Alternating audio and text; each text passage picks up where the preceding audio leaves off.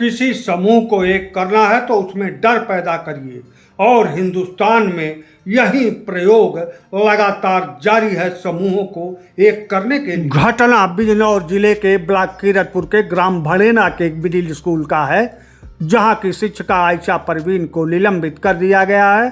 अब उनकी निलंबन वापसी को लेकर बच्चों के रोने की वीडियो सोशल मीडिया पर वायरल है। ऐसा हुआ क्यों, यह भी जानिए। आयशा परवीन पर आरोप लगा कि हिंदू लड़कों को तिलक लगाकर कक्षा में वह आने नहीं देती और मुस्लिम लड़के टोपी लगाकर आते हैं और स्कूल में शुक्रवार को नमाज भी अदा करते हैं।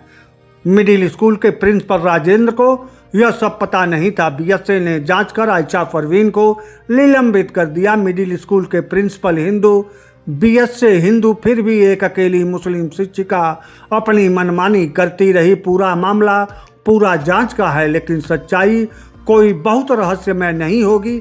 एक सामान्य सा बुद्धिमान व्यक्ति जो भी सच्चाई का अनुमान लगाएगा, वही सच्चाई इस मामले की भी होगी। अपने हिंदुस्तान में, अपने उत्तर प्रदेश में राजनीतिक माहौल से ही school, primary, junior, inter, degree और विश्वविद्यालय तक चलते हैं। जो राजनीतिक माहौल रहता है उसी तरह का विवाद स्कूल कॉलेज में दिखने को मिलता है। तमाम नेता मुलायम सिंह यादव से लेकर राजनाथ सिंह तक मास्टर ही थे। इस समय उत्तर प्रदेश का माहौल हिंदू मुस्लिम है तो विवाद भी हर क्षेत्र में इसी तरह का दिखेगा और दिख रहा है। अभी माहौल सवर्ण बनाम पिछड़ा हो जाए तो स्कूल कॉलेज में ऐसा ही विवाद दिखेगा। इसी तरह सवर्ण बनाम दलित, पिछड़ा बनाम दलित के समय भी दिखेगा। इतिहास को जब राजनेता पढ़ाते हैं तो मुस्लिमों के अत्याचार गिनाए जाते हैं। राजनेता जब दलित को लामबंद करना होता है तो सवर्ण ठाकुरों के अत्याचार को गिनाएंगे।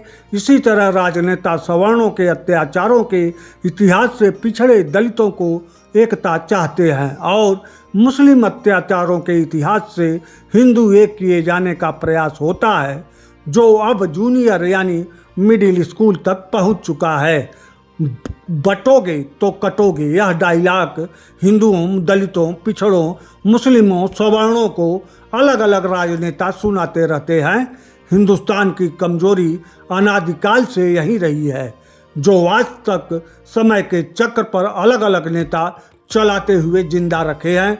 कमजोरी को जिंदा रखना विकास का बाधक है, यह सब जानते हैं, मानते नहीं, क्योंकि हिंदुस्तान ख्वाब में ही विकसित देश बन रहा है। और इसी तरह के विवाद लगातार राजनेता देश में पैदा करके कुर्सी तक पहुंचते हैं और कुर्सी पाने में अभी तक सफल हैं। इसीलिए विवाद को जिंदा रखना राजनेताओं की मजबूरी हो सकती है, लेकिन जनता क्यों मजबूर है, यह समझ से परे होते हुए भी पूरी तरह समझ में आ रही है कि जनता को समझने ही नहीं दे रहे हैं आज के राजनेता।